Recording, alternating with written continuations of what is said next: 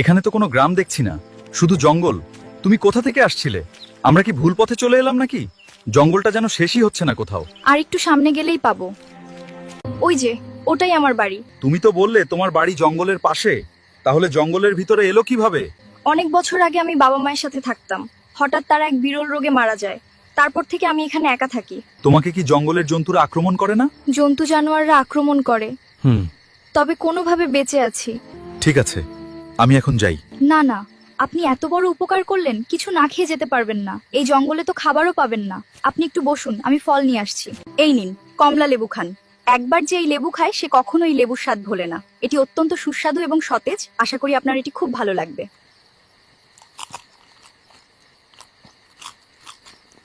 এই লেবুর স্বাদটা এমন অদ্ভুত কেন? এ কি, আমার শরীরে এত যন্ত্রণা হচ্ছে কেন? তুমি আমাকে কি খাওয়ালে? তুই যে জঙ্গলের ডাইনিকে মেরে ফেলেছিস, আমি তার বোন। আমি বিষ ডাইনি। ওই ফলের সাথে বিষ মিশিয়ে তোকে খাওয়ালাম। এখন কয়েকদিনের মধ্যেই তুই এই জঙ্গলে মারা যাবি। কি রে, এখন আমাকে দেখে ভয় করছে? এই জঙ্গলে ঘুরে ঘুরে মর এখন। আরে, এ কি যন্ত্রণা! এখন আমি কি করব? কবিরাজ দাদুকে এসব কিছু বলে দেখি, কিছু করতে পারে কিনা। কবিরাজ দাদু, বিষ ডাইনি আমার সাথে ছলনা করে বিষাক্ত ফল খাইয়ে দিয়েছে। এখন আমি কি করব? শোন হিউম্যান, তোকে অনেকবার বলেছি এই জঙ্গলে কাউকে বিশ্বাস করবি না। এখন তোর শরীরে ক্ষত হবে। তোর এ থেকে বাঁচার একমাত্র রাস্তা হলো, এই জঙ্গলে একটি রক্ত ঝর্ণা আছে। ওই ঝর্ণা থেকে লাল পানি বের হয়। তুই ওইখান থেকে পানি নিবি। ওই পানি নেওয়ার পরে একটি গুহা খুঁজে বের করতে হবে। ওই গুহার ভিতরে অনেক বাদুড় দেখতে পাবি।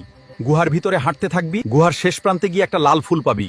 ওই ফুলটা নিয়ে রক্ত পানির ভিতরে চুবিয়ে পানিটা পান করবি। তারপর তুই এই বিষ কন্যার বিষ থেকে মুক্তি পাবি। তুই একটুও সময় নষ্ট করবি না, এখনই যা। আমি কোন দিকে যাব দাদু? কোন দিকে যাবি সেটা আমি বলতে পারবো না, তোকে নিজেই খুঁজে বের করতে হবে। ঠিক আছে দাদু। আল্লাহ, তুমি আমাকে একটা রাস্তা বের করে দাও। কি রে, সামনে দেখি একটা ঘর। সাবধানে গিয়ে দেখি আবার কোনো বিপদ আছে কিনা। বন্ধুরা, পার্ট 11 দেখতে চাইলে লাইক ফলো করে কমেন্টে পার্ট 11 লিখুন। আর ভিডিওটি ভালো লাগলে অবশ্যই শেয়ার করে দিবেন।